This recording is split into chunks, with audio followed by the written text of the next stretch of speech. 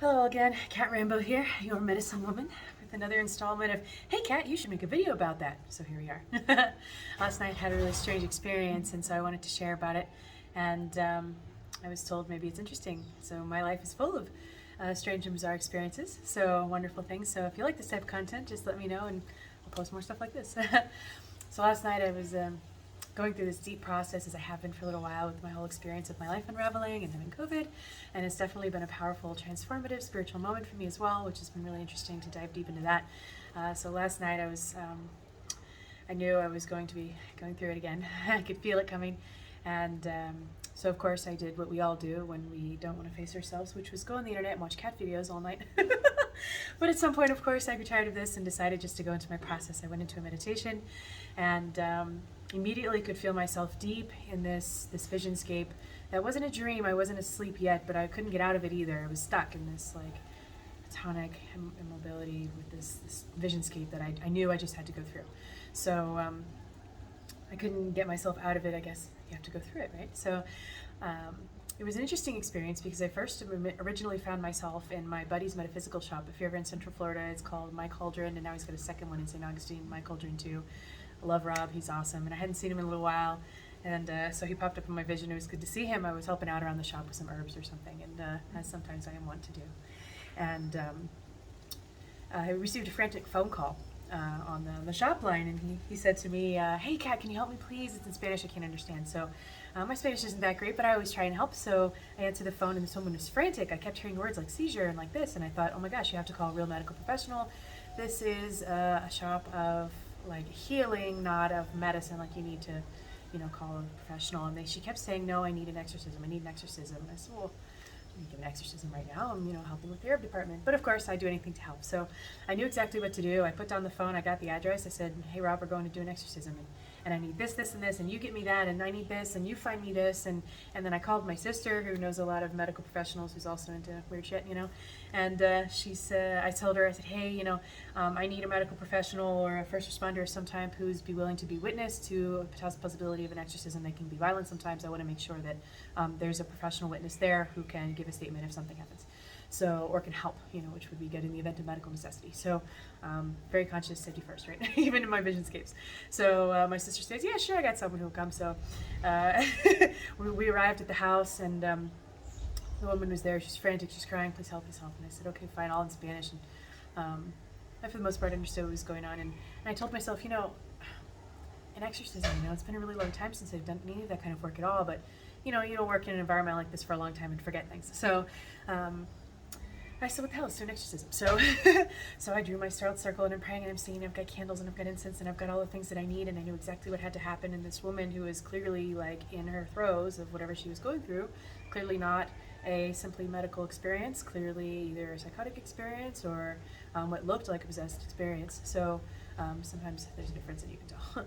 And so I prepared the space, put her in the salt ring. Rob was holding on to her until I could get the salt ring drawn, and we all opened the space. And so I started praying, and I started praying in Hebrew, some prayers that I know, and I decided I needed some like Latin or something. I had a big cross, the whole deal.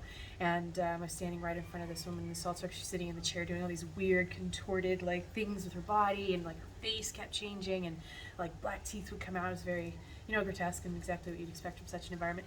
And then I remember I started praying, please God, take me over, take over my eyes, take my ears, take my breath, take my voice, take all of me, please help, please help, please help, please give love.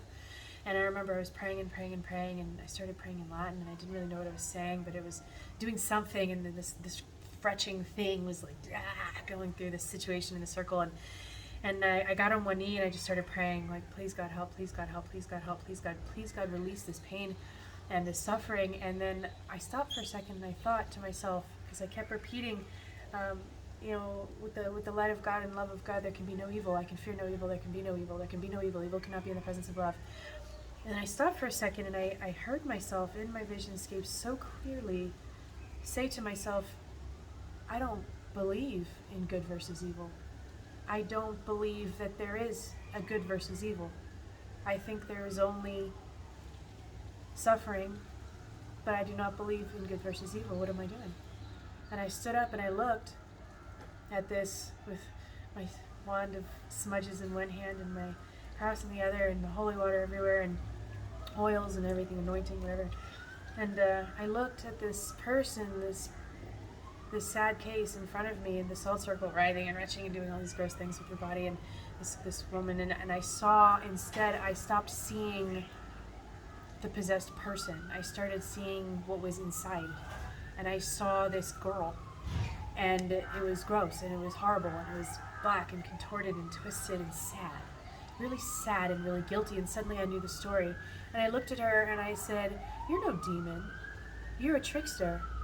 You have tricked yourself, because you're okay and you don't need to be here anymore now. It's time for you to go." And all this retching and writhing, "Oh, but you don't know, and the tongues and the whole shit, and the languages and spitting and frothing and the writhing, and such things. And I said, but there's no fear now of you, and you are no demon. It's time for you to go. You're just sad." And I said, "It doesn't matter," and I heard it so clearly, I could see your whole story, and I said, "It doesn't matter who you think you killed in the life that you had lived before, because you are not dead either, but you are not alive, which means there is no life and there is no death, and you have killed no one because no one has ever lived, and it's time for you to let go now. I love you. I forgive you. I forgive you. I love you."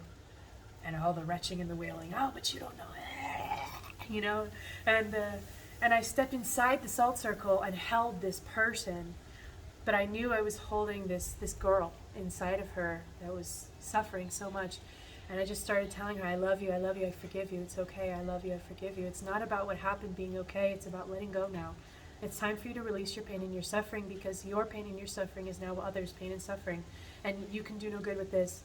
And it's okay, love with the light of God, because it's okay, that's all there is. There is only source, and there's no judgment in this. And it's okay, love and forgive. Tell me with me now, I love me, I forgive me, I love me, I forgive me, I love you, I forgive you." And I made her repeat it with me, and then something happened, it like broke. And she took a breath and lightened up, and the whole space went from this like dark, heavy, like smoky black like texture of was round whatever, to this like lightness and like this pale color and light and blue, and she looked, and the tears started streaming, and they were clear, they weren't black, they were silver, and they ran down her face, and she said, "I'm so sorry." And I said, "You are forgiven, there's nothing to forgive. It's always been forgiven. Now you can be free. Go from this plane, go to where it's time for you to go next. Do not be afraid. In unconditional love and judgment, there is no fear. And go and be free now. It's time to go." And she did, and she left. And I don't know, I feel emotional even thinking about it. It's a vision, but it's so intense. And the woman in the circle looked at me and, swept the salt out, smudged the house, and did what it is we were supposed to do as professionals. The paramedic said, "Well, that was weird, I'm out." And and we packed up all our shit, and, we went back to the shop to process what just happened. And the woman was ecstatic who had called me, and she was very grateful and happy. And then the woman who had had the exorcism looked so okay, for what was clearly the first time in a long time. And I felt okay, and I realized in that moment that it was me. It was for me to know that when there is no war anymore, there can be no fight. The only way to always win is never to fight. And it's not that we shouldn't stand for something, but what we should stand for is the knowledge that there is no horror that we can't overcome with unconditional love. And whatever does happen, appear to happen, could happen, may happen. But all of it is a facet of an experience that we've chosen to perceive. And by relinquishing my war in that moment, by realizing and recognizing in myself, there is no evil here. There can be no evil, because there is no good nor evil at all. It just is or it isn't. And it's what we do with it. It's how we live and what we choose and what we see and what we perceive, and that's what we create. And it was peculiar for me in the first place to even see a scene of an exorcism, because I haven't done work like that in so long. I don't really see that much anymore in my career. And then to have this experience that was so profound, so intense, so visceral, and I just had to be in it, I realized it was me. There was something in me that I needed to exercise, some demon in myself. And I swear, I went to sleep. Oh, I got up to pee first and eat a snack because that was intense. at 4 o'clock to 4:30 in the morning, and then I woke up like 3.5 hours later. And I haven't been sleeping, but I felt so alive and so vibrant and so whole and so light and so cured. And I don't feel sick anymore, actually. And I feel like this exorcism was my COVID experience, that there was something wrong or evil or bad about what was happening to me, but it wasn't. And I've been also recognizing the blessing and taking a moment to really go within, cultivate my inner world, make decisions about my perceptions, make choices about how I feel. And that doesn't mean to ignore the body and the element of it. I've been doing the medical care. We had a nurse came out and give me fluids yesterday. I've been doing my self-care routine. I've been taking the drugs that the doctors gave me, but something broke for me last night, and it was in my spirit, and this morning I woke hours later, merely feeling amazing, knowing that by choosing to perceive this experience when I'm going through the COVID, the exorcism, demons, but with love instead, to love it enough to see not the pity in this situation, but the opportunity for a blessing, the opportunity to give and share love as opposed to fight badness, but instead to give goodness, where there is no good or no bad either. There's something so complete and so whole about that. And in my life, I feel very freed. I feel very light. I feel like suddenly today I'm not coughing. I feel focused and clear and awake and strong in a way that I haven't. And it all happened with practically no sleep, but this deep inner knowing. And when we take that moment to really acknowledge our experiences, interpret our dreams, or really take a new look at what it is that's going on for us from a perspective of wholeness, the whole picture, the big picture, that there isn't only one way to look at any situation. That I know we all try to do this. Well, imagine yourself in someone else's shoes. What would that be like? But to really do that, to own that process for yourself too, in your own myopic perception of what's going on for you, because we all see our own reality our own way, to take off those blinders, to open up your mind, to say, okay, then that's not the whole picture. And this enormous gift that I receive of this COVID and this massive life transformation has already changed me in such a powerful and wonderful way. And I also love it. I love this experience, and I've loved it and I've loathed it, and I've loved the process of it. And it's really given me what I actually wanted, which was some chance to really go within, to broaden my mind, to deepen my practices. I feel unlocked in so many ways. I'm seeing amazing things. Amazing synchronicities are popping up spontaneously daily by the hour. I mean, it's amazing. And all of that was only possible by choosing to go within to the inward environment. And the tools work, guys. The disciplines work, guys. And if you can support yourself with your mindset, your perspectives, and your vision, then amazing things can happen for you. And when things are hard, they're actually not. They're actually amazing blessings. And even when it feels like something sucks, maybe what's happening is the biggest gift you've really wanted all along, that you've really been asking for all this time. And there's an opportunity there if we can just look for it, if we can find it, if we can remember to choose love. Love, not just because love is something we have between people. Love is the energy of expansion, creation, sharing, perspective, knowledge, oneness, wholeness, unity. That single source, that single point focus, that is all the things, the light and the dark. The light is there, and the dark shows us it. And it's not that there's a darkness that's bad. There's a darkness that's just the other side of perspective. And you have to have all the perspectives in order to see the whole picture. And it's not that light is good and dark is bad. It's that together they created a singular experience, this facet of duality that's not inherently by nature wrong. It's actually the mechanism by which we gain the clarity to recognize our one self.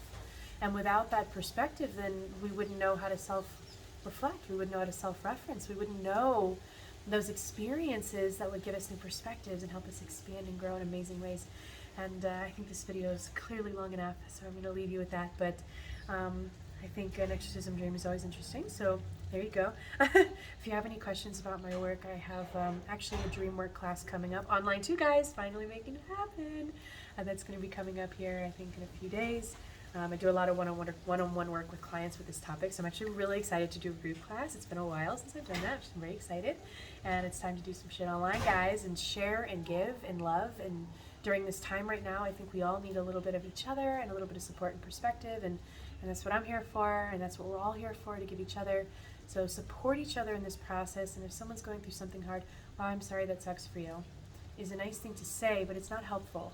And remember that the only advice we can ever give is the advice that we give ourselves, which is just to give love and to give that compassion and the understanding and the empathy, but also to stand in your own truth, to stand in your own knowing, and to stand in your own strength and know what you know too.